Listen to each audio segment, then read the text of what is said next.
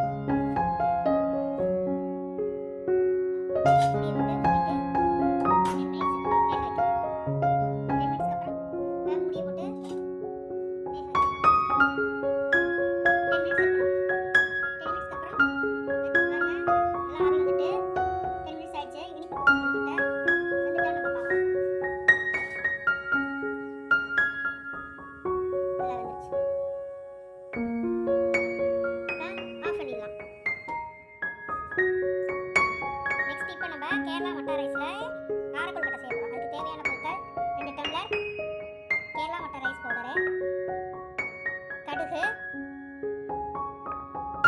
உளுத்தம்பருப்பு, ஒரு முடி தேங்காய் திருவி வச்சுருக்கிறேன், கருவேப்பிலை 2 குத்து வச்சுருக்கேன், 4 பட்டை மிளகாய் வச்சுருக்கிறேன், சால்ட்டு தேவையான அளவு உப்பு போட்டுக்கோங்க.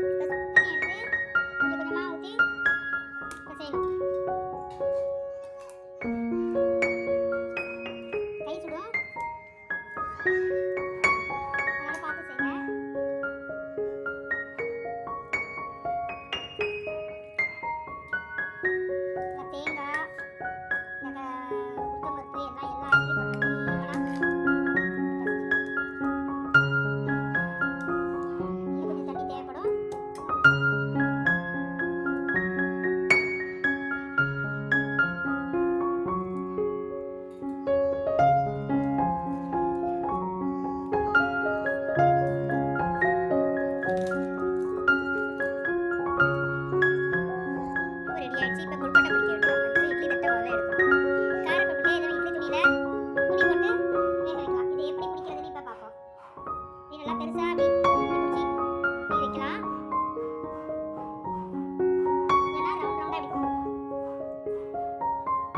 அப்படியே பிடிச்சி வைக்கலாம்.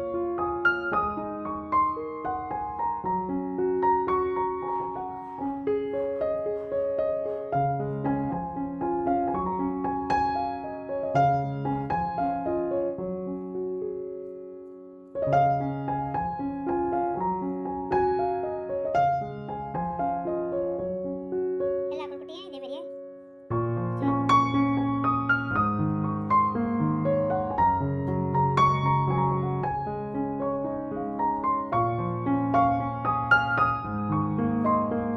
கொழுக்கட்டை பிடிச்சி ரெடி ஆயிடுச்சு.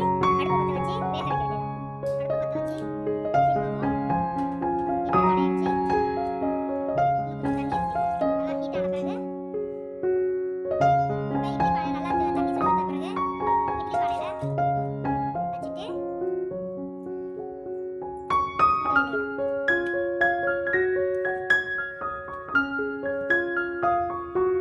கொழுக்கட்டை வச்சாலும் ஒட்டாம வந்தாக்கா வெந்துட்டு இருக்கும். இப்போ எடுத்து விடலாம். அடுப்பு ஆஃப் பண்ணிடலாம். இனிப்பு கொழுக்கட்டை கார கொழுக்கட்டை ரெண்டும் ரெடி ஆயிடுச்சு. இப்போ எப்படி இருக்குன்னு டேஸ்ட் பண்ணி பார்க்கணும். பாருங்க இருக்குது பார்க்க. நல்லா வெந்துருக்கு. தேங்காய் ஃப்ளேவர் நல்லா தெரியுது. டேஸ்ட்டாக இருக்குது. இப்போ கார கொழுக்கட்டையை டேஸ்ட் பண்ணி பார்ப்போம். இதை பாருங்க உள்ள எப்படி இருக்குது.